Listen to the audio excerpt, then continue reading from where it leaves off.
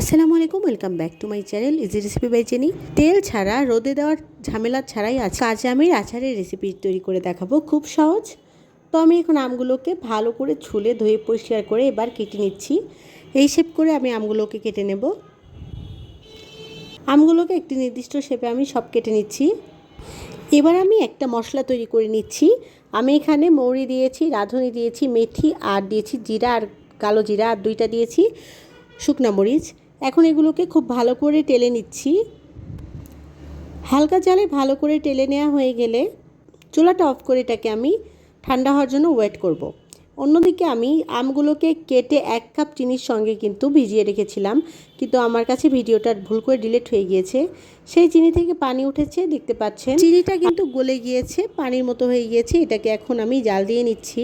আমটা চিনিতে ভেজানোর সময় আমি 2 টেবিল চামচ পরিমাণের সিরকা ইউজ করেছি। এবার এটাকে আমি খুব ভালো করে ফুটিয়ে নেব।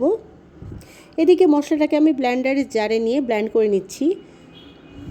এটাকে ফুটিয়ে নিতে নিতে আমি দিয়ে দিচ্ছি হলুদ 1 চা চামচ পরিমাণের, আর দিয়েছি মরিচের গুঁড়ো 1 চা চামচ পরিমাণের। এবার এগুলোকে দিয়ে একটু মিক্সড করে নিয়ে আমি দিচ্ছি পরিমাণ মতো লবণ। মিষ্টির ক্ষেত্রে আম কিন্তু টক হলে চিনি আরও বেশি লাগতে পারে, আমার লেগেছে 1 কাপ পরিমাণের। এবার আমি আগে থেকে মশলা করে রাখা সেই 5 ফোড়নের গুঁড়োটা দিয়ে দিচ্ছি এর মধ্যে। এই মশলাটা কিন্তু স্বাদ অনেক বৃদ্ধি করে। এবার এই মশলাটা দিয়ে খুব ভালো করে এটাকে নাড়াচাড়া করে নেব। আর চুলার আঁচটা এখন লোতে দিয়ে দেব, আস্তে আস্তে যাতে মশলাটা আমের ভেতরে ঢোকে।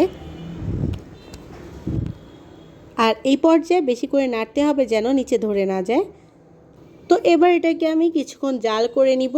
আর অল্প একটু যখন মনে হবে এটা হয়ে গিয়েছে, সেই পর্যায়ে আমি কিন্তু চুলাটা অফ করে দেব। দেখুন এই পর্যায়ে আমি চুলাটা অফ করে দিচ্ছি, কারণ এটা শুকিয়ে গেলে আরেকটু টেনে আসবে।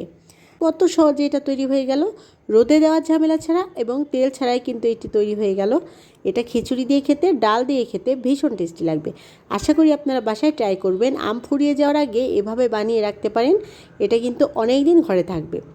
আমি আবার নতুন কোনো রান্না নিয়ে ফিরে আসবো। সে পর্যন্ত সবাই ভালো থাকুন, সুস্থ থাকুন, আর বেশি বেশি করে আমার চ্যানেলটি সাবস্ক্রাইব করুন। Thank you for watching.